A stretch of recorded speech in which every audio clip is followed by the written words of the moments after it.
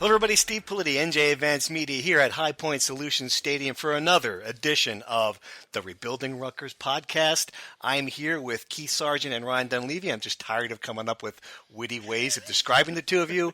Quite frankly, I'm at the end of a long season. I'm sick as hell of both of you. That's my favorite part of the podcast. What? Is that? Well, intro. Great. Well, good. I'm glad. Especially you. I'm sick of you mostly because I had to deal with you. And we'll talk about this here. But I wanted to start with, before we get to the game, it was pretty evident to me that God himself was trying to keep me from having a shrimp cocktail at St. Elmo. And I'll explain to you exactly why I think that. We'll get to that at the end because I know there's at least 6 people on Twitter who are concerned and wondering if we made it to our dinner reservation in Indianapolis after a 41-0 loss to the Hoosiers, which really, I mean, I was thinking about it today. It might be, given the scenarios, given the opponent, given the way the team I thought had improved, it might be the most disappointing loss of. And I understand there's 78-0, but as far as what you expected from this team, it might be the most disappointing loss under Chris Ash. Yeah, I don't remember. Maybe Ryan does. Ryan didn't watch the press conference, but I can't remember Chris Ash being more distraught. Even after the Eastern Michigan game, I think he was kind of dumbfounded like a little bit, but I mean, he was generally pissed off. Yeah. I mean, he called it a 41-0 ass kicking and pretty much questioned the effort. Today, he backtracked a little bit from that, but he blamed it, basically on himself. He went that whole, said blame me, blame the coaches. It's his job to motivate. And right. Yeah, I mean, I was stunned as everyone else. I was obviously not there, so I watched the press conference on our vision, and it's a little different when you are watching on our vision and instead of actually being in attendance. And I was like, you know what, I'm going to watch this, and I'm going to see when the color of his skin changes from like white to like beet red, angry. You've seen that look. I've seen it in person. Interview. Yeah, one-on-one, right? Yeah, I've seen that. I've seen that happen. So I was like, let me see when that happens. And it was like the first question, like it was literally like the first question, the quarterback's question, whatever, whichever one of you asked the quarterback question. It was like, nope, not talking about that. Yeah. So right. I mean, obviously. I would agree with you, Steve. I'd say it was probably the most disappointing. It was the most surprising, even with 78-0. Like, just because I thought they had turned the corner to where if they lost the game, I think we were on this podcast last week, and I was mocking an 11-point spread. Yep. Well, if you had Rutgers in 40, you lost. Wow. So. Yep. So here's the question now, and then Ash, to his credit, talked about this at the press conference, but you lose 35-6 to Penn State, now 41-0 to Indiana.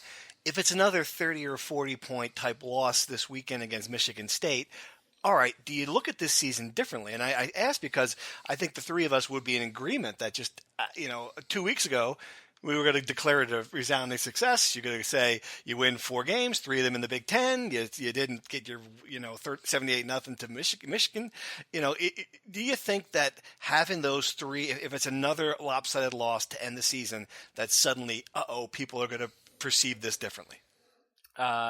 Jerry Kill spent 11 minutes trying to make sure we understood that was not the case. I mean, it felt like his entire press conference today was just reminding us how far they have come, which I thought was very interesting. It was almost like preparing for the worst. Like, hey guys, we won 3 Big Ten games. Hey guys, we won 3 Big Ten games. Hey guys, we won 3 Big Ten games. So, no, I don't think now listen, it doesn't really matter how I look at it. I won't look at it any differently. I'd say, I look at the season as a whole. Sports writers are pretty big picture oriented, so I won't look at it any differently for an 8 versus 5 and 7, or 3 Big Ten wins is 3 Big Ten wins. It's the most they've ever had in the Big Ten. But it doesn't matter how I look at it. It matters how recruits look at it, especially with an early signing period this year. In late December, only 3 weeks to do any damage control that you have to do if you have 3 straight blowouts to end the season. I would say that it could change in the matter of high school kids, and that's really all that matters. Right. All right, so now let's get to this game. Obviously, there's the one thing that we're most interested to see is who trots out there on the field and takes the first snap. And I wrote that I think it's got to be Jonathan Lewis. I think, at this point, you saw what Gio's going to give you. It's not there. You're now looking at 2018. Can you improve this passing game by the time they step on the field against Texas State? I think you want to give as much chance as he can against a good defense to see what he's got. I understand that you still want to win the game, but it's more important than that. Sarge, what do you think is going to happen, number one, and what do you think should happen, number two? What do I think? Your guess is as good as mine. We have a time machine where we could go back a couple of weeks, because I've been saying all along, you can't go into the offseason without Jonathan Lewis getting some extended playing time against meaningful defense, not Ohio State in garbage time, not like a specialty series here or there, not at Indiana, late in the third quarter. You have to get him against a meaningful. With a Michigan State team that's playing, in a meaningful setting, you have to play him against Michigan State. See what you got. I understand what he's saying. Now, if you had an all-world quarterback, and with all due respect to Gio, great kid, works hard, you can win with him. We've talked about it before.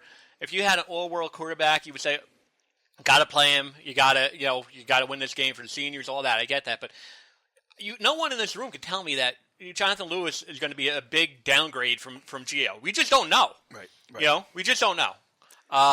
So you got to play Lewis. Do I think? I think in my gut, if I was a betting person, I would say that Lewis will start, but I just don't know. Yeah. I would take that bet. You think Gio's going to start? I do. Really? I would play Lewis. I'm on board. I said last week that I would start Gio, and if the game got out of hand, as it did, I would have put Bolin in the game, because when that game was 14-0, I don't know how it felt in the press box, but you could have turned it off. No, anybody over at 7-0. Yeah, it was like Rutgers can't catch up. Yep. They can't catch up. I would have put Bolin in to try to save the bull hoops, because it seems that they trust him more as a passer, right or wrong. Right. Now I said last week, I'll say it again. I would start Lewis for the exact reason. Let's learn something about Jonathan Lewis. I don't think we learned anything about Tylen Oden last year. Yep. Let's learn something about Jonathan Lewis. Knowing Chris Ash, and I can't say anybody really knows Chris Ash except maybe Chris Ash's wife. But knowing Chris Ash like I know him, I would say there's no chance he doesn't start Gio Rashid. Really? Wow. Just listening to him today, talking about the importance of winning, how he values winning. I wasn't sure if that was gameshipmanship. I don't think it was. Gamemanship. Listening to his importance of every game and playing for the seniors, and he's very aware that, if he says something, it could end up being thrown in his face. And I don't think he would have said we have to play for the seniors if he didn't really believe he has to play for the seniors. Interesting. And now, listen, that doesn't mean I don't think Lewis will play the whole second half or play every other series, but I think the starting quarterback will be Gio, just listening to Ash and listening to how he feels about winning games. And I listened to the post-game press conference.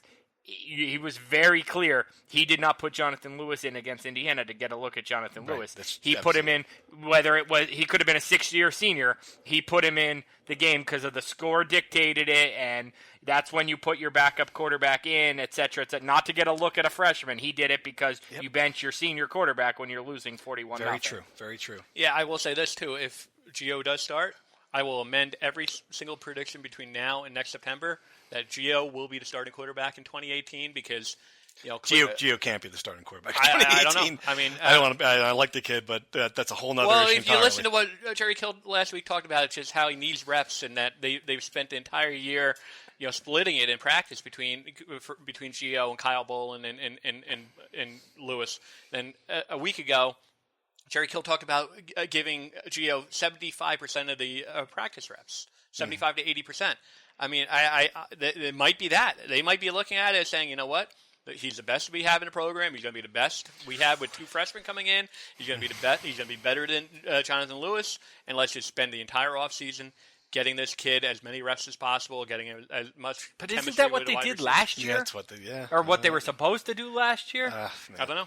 And maybe it's because they have a different offensive coordinator every year. He has to know that you need to figure out the quarterback situation for 2018. He knows that that's what he has to do.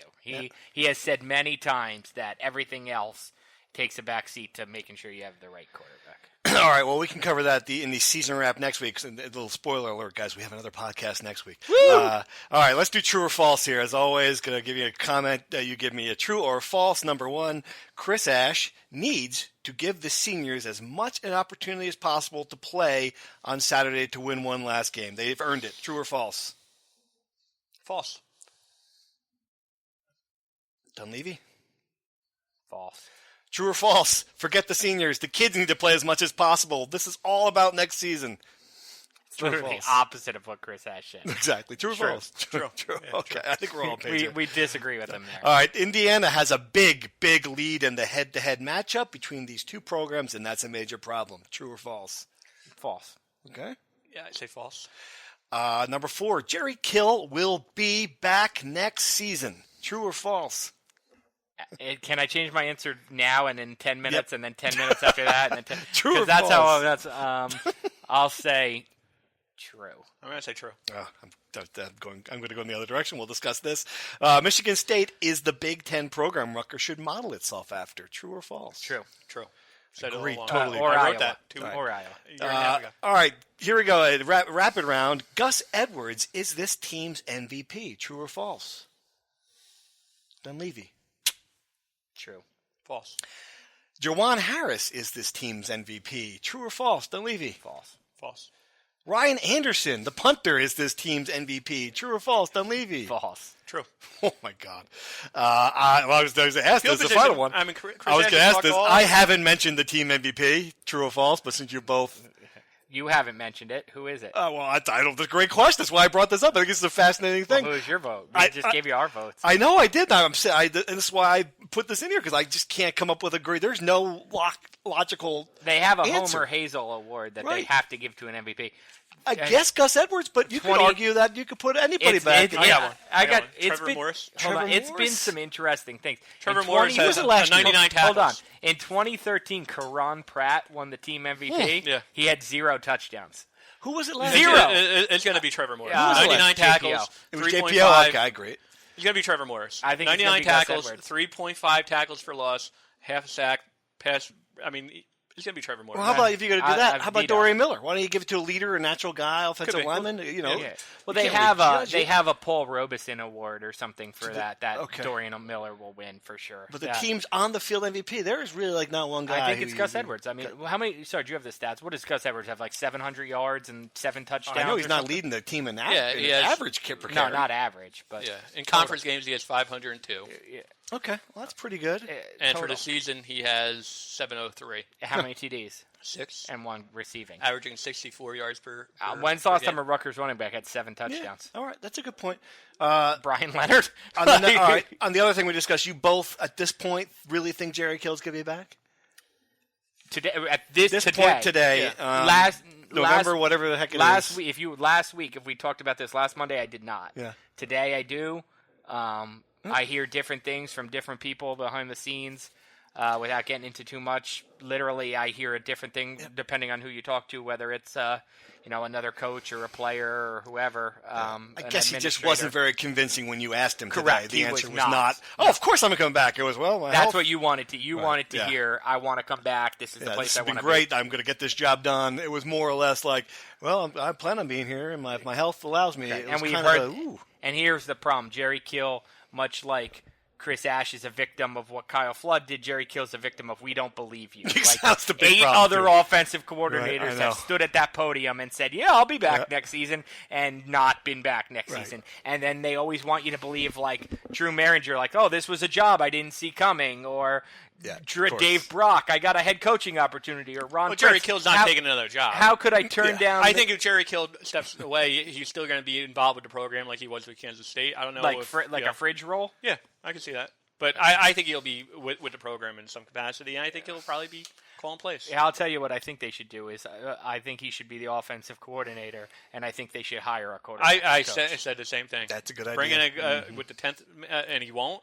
But, bring in someone who wakes up every single morning saying, "You know what? I'm going to get that quarterback better." Right. A And quarterback. let Jerry All right, you know what? Let He's got to him- bring in a 10th assistant. He's A going to get that quarterback recruit whisperer. better. He's going to get, Yeah, he needs to.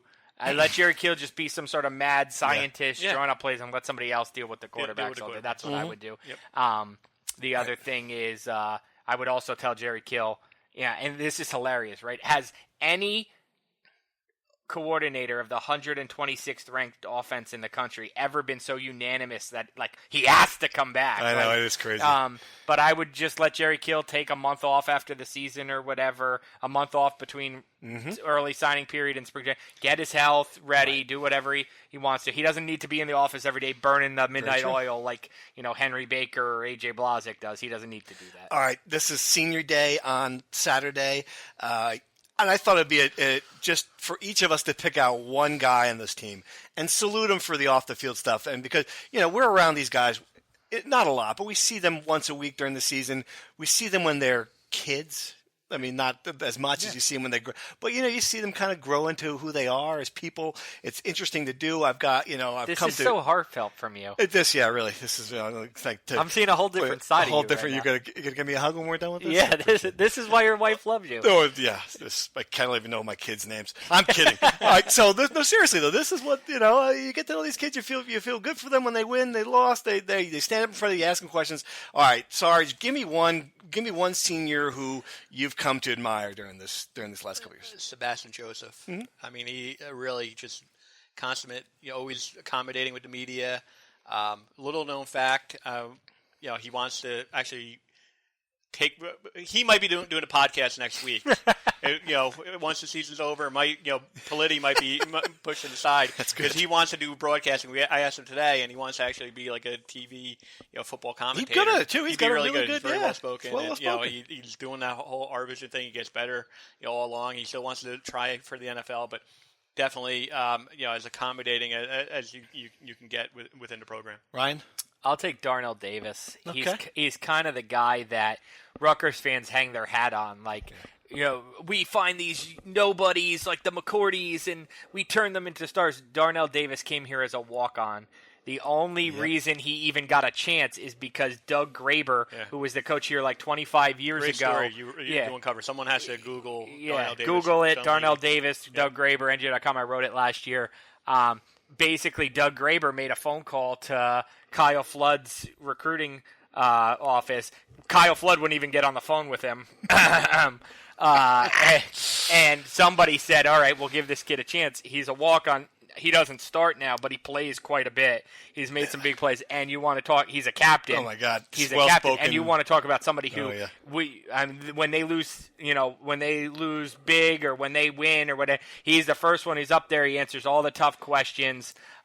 He's in that Maluski mold of well-spoken. Correct. Yes, the Maluski JPO mold of he's that same. You don't even realize you're talking to a 22-year-old kid at that point. So that to me, I think he's kind of the epitome of the Rutgers program before and what they want to be in the future. Take the kid who's a nobody and develop him into a really good player. I'm going to go with Dorian Miller, and I, the guys who they bring after these big losses are the guys that they trust, the guys that they can, that they can put in perspective. And I just find him to be he's an honest kid, honest guy. he's not gonna sugarcoat it for you. He has said a few things during the year that made me laugh. We're not playing one of those, powerhouse programs. He puts in perspective. I think he seems really sharp, polite, funny. And he's a kid who's gone through a lot of stuff too. He's managed to get that offensive line last year. Man, that was they had some struggles. He's bounced back. He's been a leader. He's my pick. Sorry, it's a great call, and I'll just give one little inside baseball story. I covered his signing day. Over at Metuchen High School in this little crammed room. Sal Mistretta was the head coach at the time, and it could not have been it was the size of a shoebox. It was the room that we were in, and he's a big guy, but he was great then. And that's a great. All three of them are really good. Steve makes a good point. You forget how much these kids have gone through because now it's 2 years removed. I mean, these kids when they were freshmen.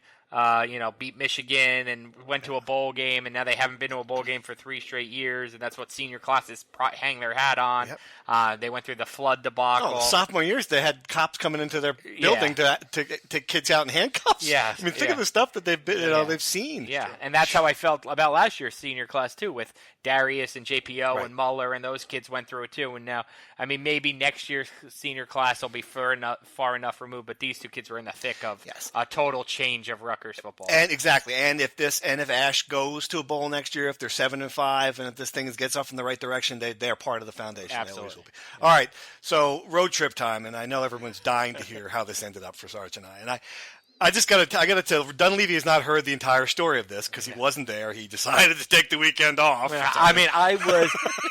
I'll interrupt. I was furious, right? I don't think anybody who listens to the podcast knew. I was furious. I pride myself on not missing games. 65 straight games, he told us many times. 62 straight games I had covered. Okay, Cal. The last game, here's a little known fact. The last Rutgers football game I didn't cover was the day it broke that Rutgers was joining the Big Ten against Cincinnati in 2012. That was the last one. That was the last one I wasn't. I could have used your help then. Yeah, that was the last one I wasn't at. So I'm angry all week. I'm driving up to Connecticut to see my high school buddies, and me and my wife are in the car, and I'm furious, and I'm like, oh, wow, it's 17-0. Oh, wow, it's 34-0. I'm like, I might have made the right call here. This might actually be working out. But then I'm like, I'm going to Coppin State, Rutgers basketball tomorrow. That's a terrible thing. Who wants to see that? No, I still would rather be in Indiana. And then Chris Carlin comes on and goes, well, we're in a lightning delay. And I'm like, I made the right call. I win. So we get, all right, so Sarge and I, we get to the hotel. We're staying in the nice hotel, JW Marriott in Indianapolis. Very nice. And I walk to the hotel bar. It's my surprise. I wanted to have a cocktail. And I go into, and I notice two things odd about the hotel bar. First, there's a sign that says, no one under 21 is allowed in here. Well, that's weird. Usually bars, you kind of, and then you get in there, and everyone is dressed to the nines. Men and women are in suits and gowns. And so I sit at the bar, and I ask the bartender, I'm like, what's going on? And he says, well, we have to have the sign out because it is the National Convention of Catholic Youth Ministries in Indianapolis, and there's 25,000 young Catholics in town, and everyone's dressed up because it is the Indiana Republican annual banquet on the second floor of the hotel. I said, well, that's great. I'm going to fit in great here as a liberal atheist from New Jersey. This is the perfect. So I used that joke about 53 times, and nobody laughed. Right? Nobody laughed. Sarge laughed. Sarge laughed. We thought it was pretty funny. So then we get to the game. The game on Saturday. And the only thing we wanted to do was to get out of there in time for our 7:30 reservation at St. Elmo's Steakhouse. And right from the beginning, right, Sarge, right from the beginning, you could tell, all right, this is not good. This game is going to be a little herky-jerky. Something's not quite right here. The game's taking forever. The weather gets bad. Rutgers is down big. The game gets delayed, as you mentioned, by an hour and 45 minutes. We get to the elevator to go downstairs. It is the first elevator installed by Otis himself. It takes 10 minutes to get there. We barely get to the press conference. It takes a while. You had to walk. Chris Ash would have left, by the way. He would have. If he would have gotten to that room, if we were not there, he would have just left. We just barely got there. Sarge had to walk up like 12 flights of stairs, I think, like a ladder to get back to the press conference, the press box. So we're done with that, and we're like, okay, we still have a chance to make it. We look out the window, and now it is raining like end of times rain, sideways rain, wind, building an ark out the whole thing.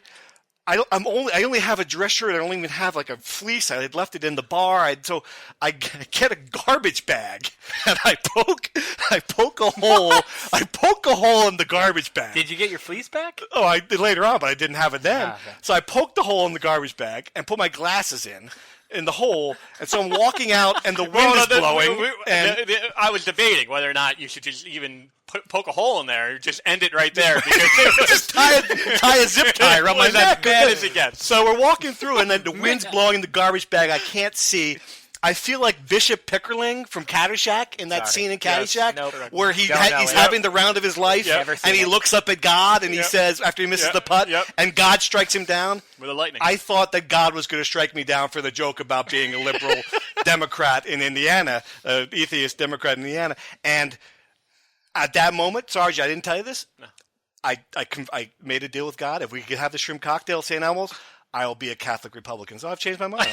I'm in. Pence in 2000? Pence in 2020. Absolutely, baby. And we got there, for the answer to the question, we got there for our 9 p.m. reservation, had the shrimp cocktail and the steak. Phenomenal. It was the lobster bisque. The lobster bisque. Are you feeling a little bit worse about not coming down? I don't like shrimp cocktail or lobster. I forgot. You don't eat anything. Good grief. And I've never seen Caddyshack, so. God, it just never ends. We've got to end this podcast. Oh, jeez, never seen. So I mean, I laughed. I laughed at your story, but most of it went over my head. Oh my goodness. Overall, Sarge, the Indiana trip, where was that rank in the Big Ten pantheon? Like of a C minus. C minus. Yeah, it's hard. Yeah. It's hard not to give it much higher than that.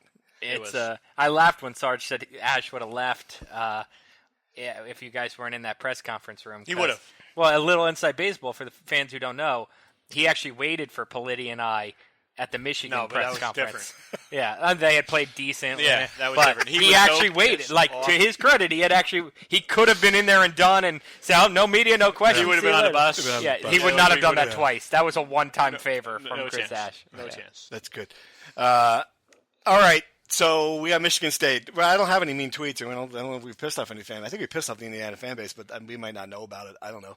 You got anything? I don't think there were any fans that pissed off. That's a good. Well, that's the other thing about it. I wrote this that Indiana fans make Indiana fans make Rutgers fans look like Nebraska fans in comparison. That stadium was empty. It's a basketball school. God, right? basketball. Did you get candy striped pants? They don't have my size.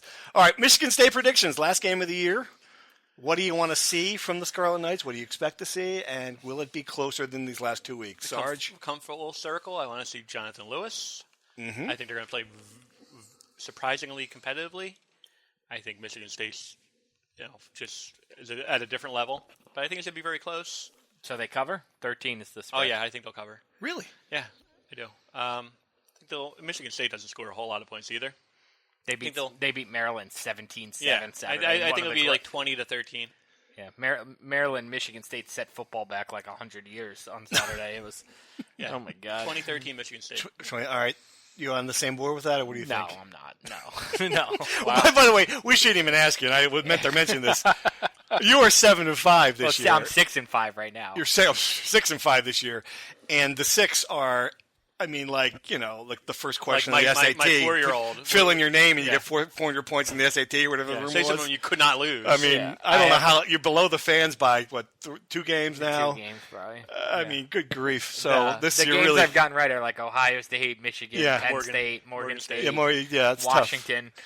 Yeah. All right, so we can trust you on this one? Is this going to be an obvious one? No, I'd say probably not. Don't pick what I pick. Yes, I would say that I don't think they're going to cover. I think they'll lose by more than 13 points. Wow. I think you'll see a lot of Jonathan Lewis, which means even if he doesn't start, which means I think you'll probably see, a tight spiral touchdown pass to Bo Melton for, 20 yards or whatever. And then I think you'll probably see a pick 6 because that's what freshmen do. I mean, Lewis is the high risk, high reward play, so I think you'll see some high risks and some high rewards. And I don't think they'll. I mean, I think you saw last week they're kind of teams out of gas. Yeah, I feel that way too, and I feel that way on defense. And Michigan State's going to come in here. They've got a good running game. They're not creative offensively. They have enough skill players that they're going to have some big plays. Indiana, I mean, look at the numbers that Rutgers gave up to guys who were like the second, third running backs in Indiana. I can't imagine that this defense is going to be able to hold them down. And you're right. That's the problem with Jonathan Lewis. That's why he's not playing. Is because even in the 10 minutes he did play, there were some plays that could have been turnovers in that game. So. 2 things I want to throw in here is, one, Rutgers is a much different team than last year, obviously, but so is Michigan State. Michigan State was the 3-win team last year and beat Rutgers 49-0. So we haven't mentioned last year's score. This game was not competitive. Both teams are better. Michigan State's more better. More Betterer. Yes. And the other thing is Rutgers has won games where its strength is the other team's weakness, so to speak. Michigan State is built on stopping the run. Yep. So unless Rutgers is going to suddenly figure out how to pass for 140 yards a game, let alone 300 yards a game, if you're just going to run the ball into Michigan State's run defense, that's banging your head against the wall. Going to be a long day. Anything else, Sarge? What else you got? Nothing. You're tapped out? I'm tapped out. You're tapped out too? You? Anything else? I'm still digesting this from cocktail. What are your Thanksgiving plans?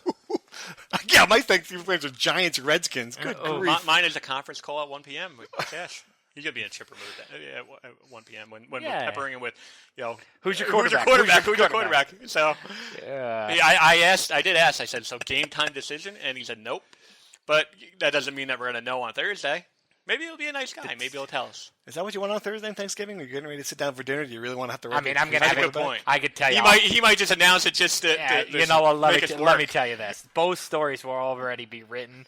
I just have to know which one to publish if he tells us. It ain't gonna take a lot of work on Thanksgiving. Chris Ash, if you're listening, please make Kyle Bowling your starting quarterback. I'll even for the write game. that one ahead of time. All right, guys. Look, thanks for listening. We got another episode next week to wrap this whole season up. Until then, hey, enjoy your turkey.